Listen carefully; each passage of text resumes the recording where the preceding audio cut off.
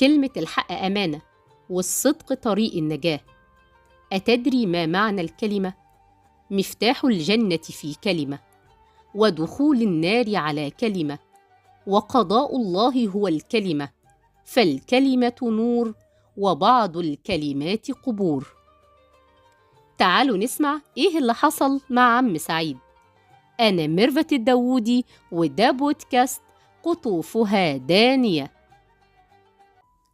عم سعيد تاجر معروف بين الناس بأمانته وصدقه، حتى في أصعب المواقف كان لا يمكن يكذب.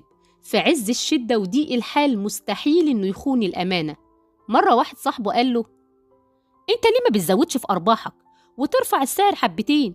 ولا أقولك ما تعين البضاعة شوية لحد ما تقل في السوق، وقتها هتبيعها بأضعاف تمنها. رد عليه عم سعيد وقال له: النبي صلى الله عليه وسلم قال: عليكم بالصدق، فإن الصدق يهدي إلى البر، وإن البر يهدي إلى الجنة.